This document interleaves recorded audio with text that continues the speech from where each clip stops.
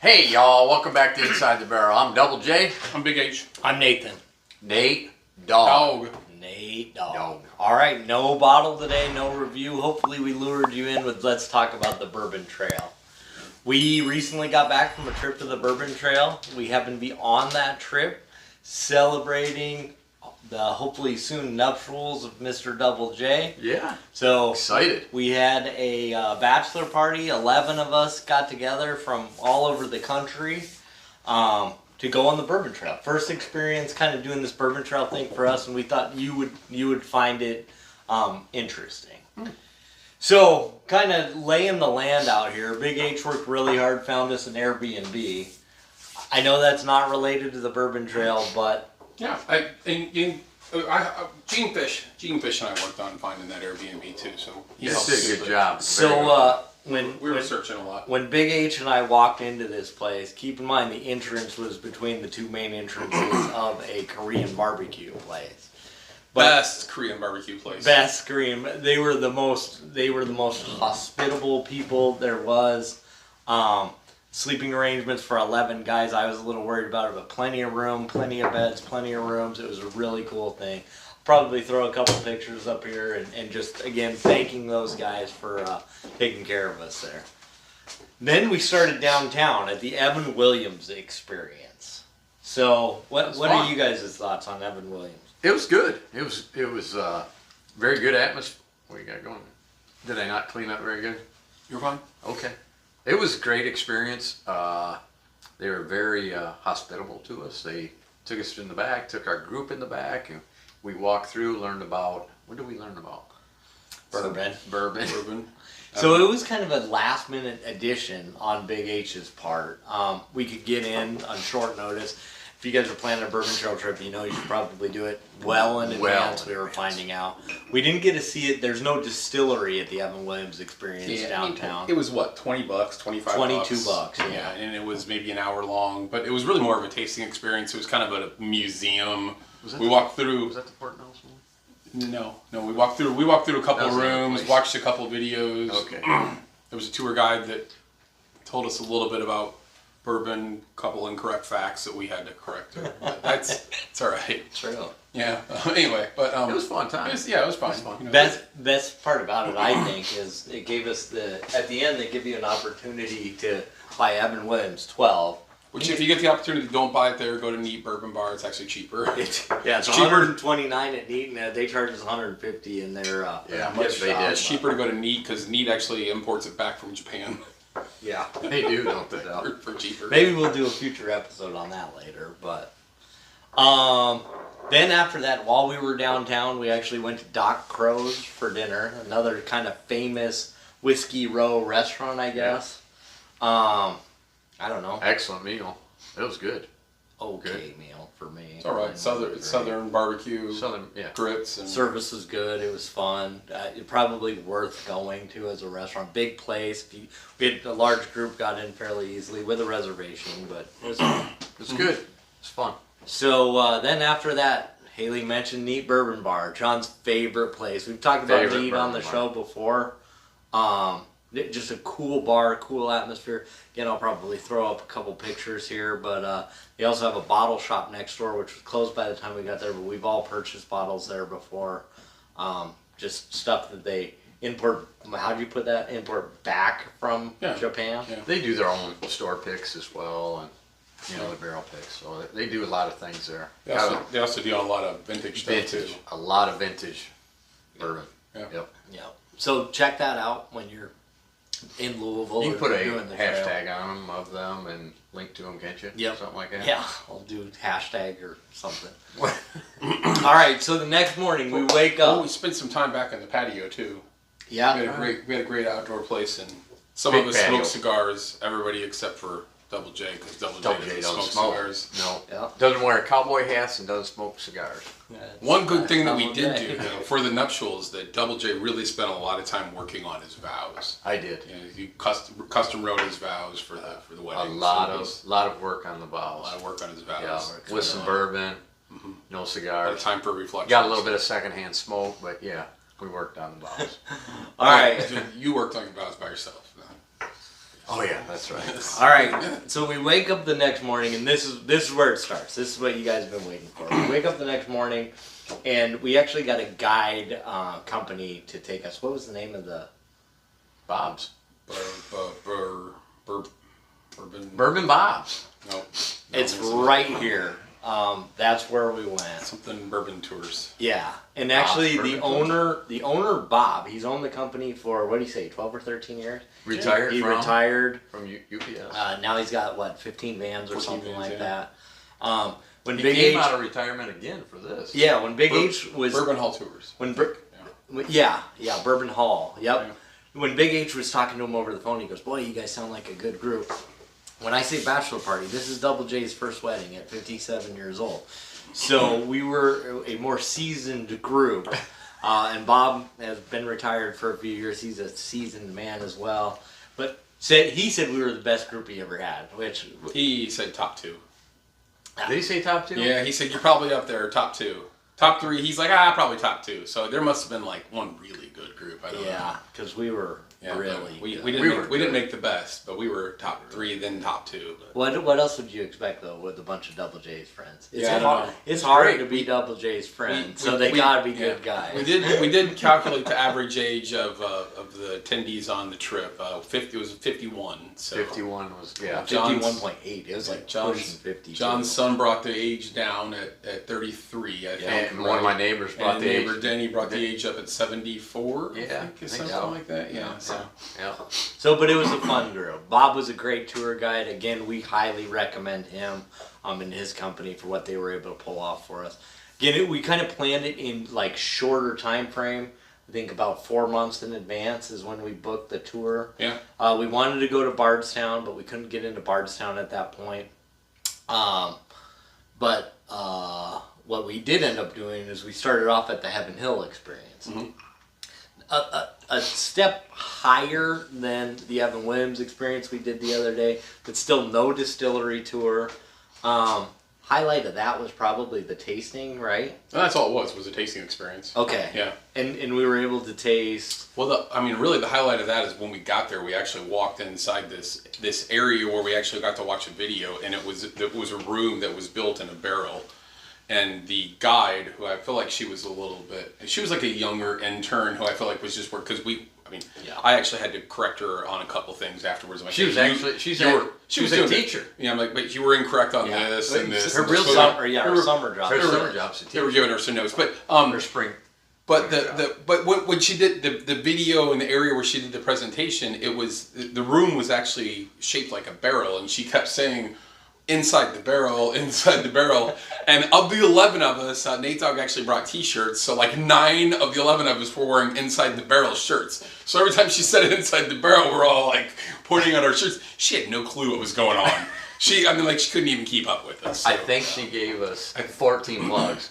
Yeah, she And at didn't least. even know. It didn't even know, and Didn't it even wasn't until after it was over we're all wearing inside the barrel shirts. It's like, oh, and then and you kept saying inside the barrel, like she couldn't put 2 and 2 together. Yeah. But she finally figured She it out. finally figured it out. Yeah, that was fun.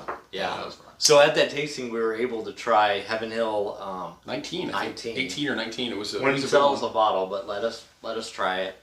Yeah. Otherwise, it was kind of other stuff that's more available. So But afterwards, we did lunch in the restaurant, and they would that's sell right. us. They would sell us a 1 ounce pour, but for $120. So Yeah. I feel like we did all right in the Yeah. tasting room as Yeah. part of that experience. So. and lunch was good. That was Big H ordered me a drink. Can't even remember what it was, but I'll show you here. Ooh, it was. I do remember what it was. It had Saint Germain in it. Yeah, like it was like a martini. It was or bourbon and Saint Germain. something. Yeah, it was good. Restaurant was good. Yeah. I mean, Good food. It was great food.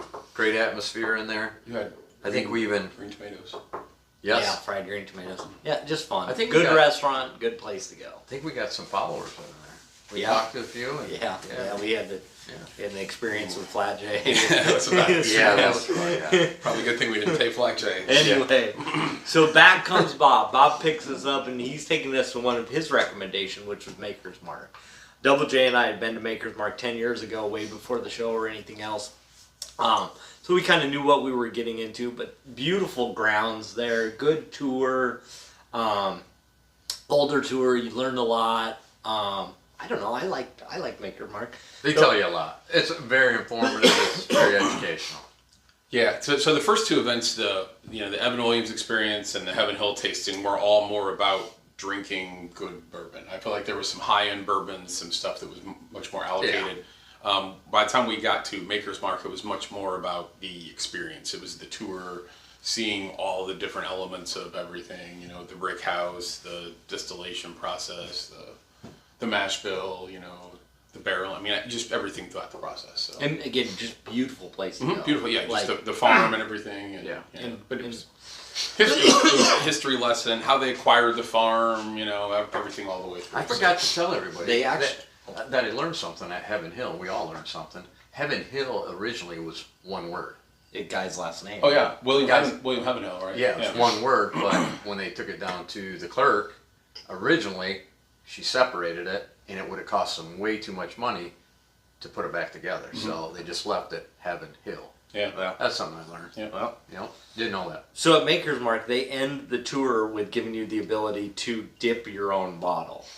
This is what Big H did here before he opened it up. He must like it. So. Yeah, that's the toasted marshmallow one we got to sample when we were there. Yeah, and we also got their new Star Hill Farms, which we're going to be doing an episode on later if we haven't already done it.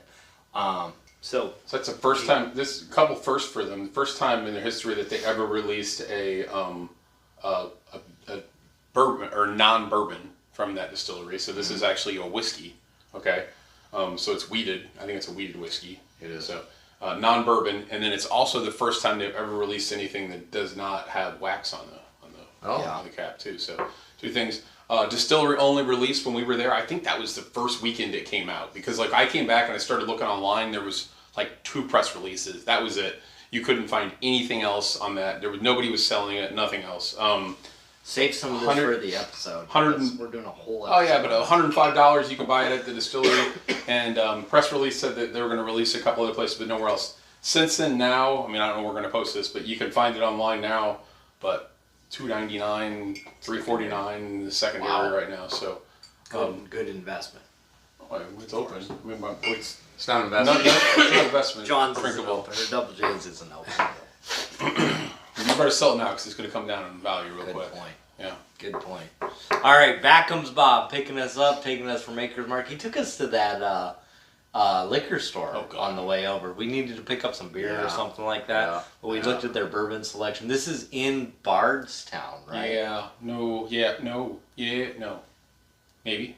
They had some good allocated stuff, but it was expensive. Very. I think that's where we learned a little bit about Kentucky law, where it's like I think you can buy and resell, and liquor stores can actually. So we could have taken that bottle of Star Hill Farm that we just bought from Maker's Mark, walked right back in there and sold it to that guy for $150 or $200. He would have paid us cash for it, and then just put it on the shelf and marked it up $300. He had a Chuck's Old Forester store. Yeah, we're like, look, here's an Old Forester store book from Chuck's, and we'd reviewed that before, and we were really, we're not at Chuck's, so how do you have a store pick from Chuck's from Bowling Green for $200? This makes no sense at all. So yeah, but that's apparently there's this whole swap kind of trade. It's loose in Kentucky. It's really loose in Kentucky, and there's apparently Kroger. Yes, you don't have to. You just kind of buy and resell, and they don't have to buy from a wholesaler and all that. They can just buy from wherever. So,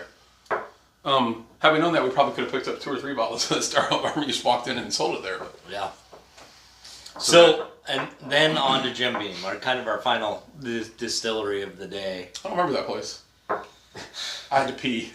Oh, Haley had to pee so bad. Oh, that's right. Just go to the bathroom before you go on the tours. There are I did go to the bathroom before I went on the tour. There are no bathrooms for the first half hour on the tour. So we all almost got another tour of Big H making a mess, but he got there.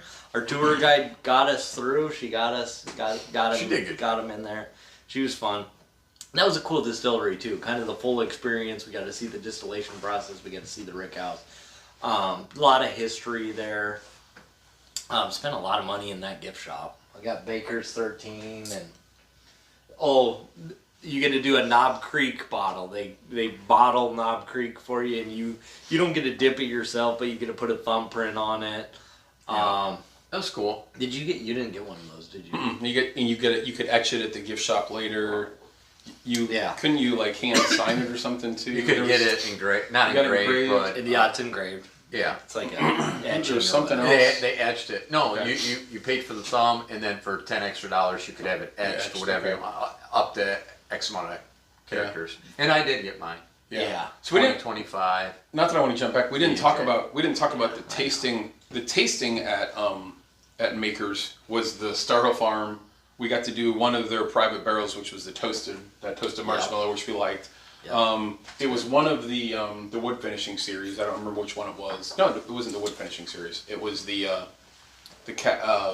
Makers 46. Yeah. Yeah. Yeah, and then I think they was just maybe regular Makers. So it was a pretty good selection there. And then when we got to Beam was kind of different the way they did theirs. Beam they made you drink at every spot, which Big H had to pee, so he didn't really want to drink at every spot. But and it was nice because they gave you like a little mini Glen. I'll take a picture of it. I'll put it It's up in there somewhere. But they gave you a little mini Glen. They filled it up. So at the first spot it was just Jim Beam White Label. Plain old $15 bottle of Jim Beam. And the tour guide just picked it up. She just walked around and poured everybody in. The second spot it was Jim Beam Black Label, which is basically the same juice as Jim Beam White Label. It's just aged 7 years. Yeah. I think I got a bottle of that somewhere up here. Then I think they moved on. We did Basil Hayden somewhere. Yep. We did Knobs somewhere. And then I think there was one. Was there We one didn't do more? a Booker, did we? No. There was nothing. I mean, I don't want to say there was nothing really good, but everything was pretty much shelfers. I mean, they were all like $35 bottles max. The Knob Creek, it was a single barrel, like 120. It was a single barrel, yeah. So it was a step up knob, but Yeah. it was cool. It was fun. It was fun, so yeah. Definitely worth going to that distillery. But the Beam, I think the Beam was all more about the tour, not as much about the bourbon. Yeah. I think the Makers was kind of a blend of both, Yep. and then the first two were really more about the bourbon, Bourbon. and less about the tour and the education. So yeah.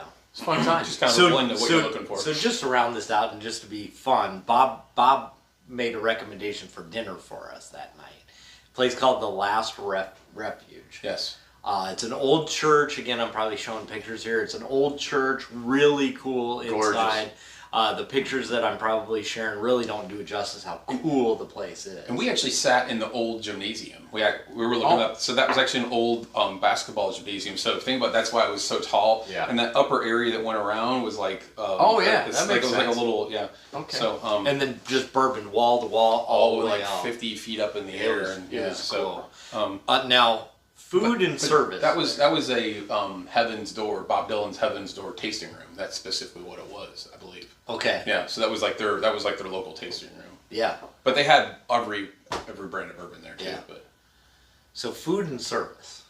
What are we going to talk about? I thought the food Oh, was good.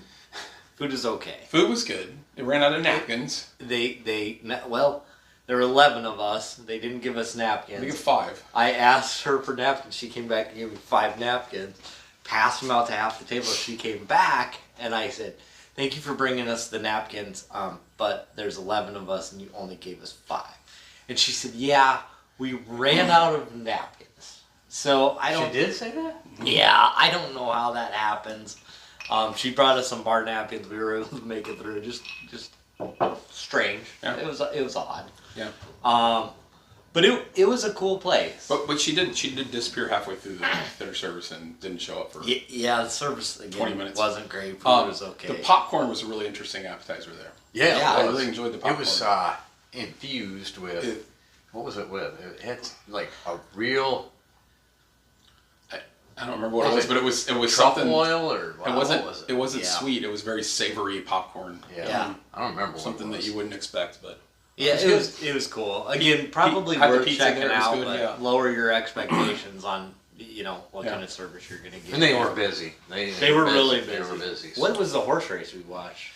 It was That was the the final Triple Crown, right? No, it It was was the middle. It was a triple. Oh, the middle. It was part of the triple, but it was the middle. What is that? The Preakness? Yeah. Now, he's behind a wall of horses. He's looking for a place to go, and he's got nowhere to go. Oh, he bumped hard with Gloriented.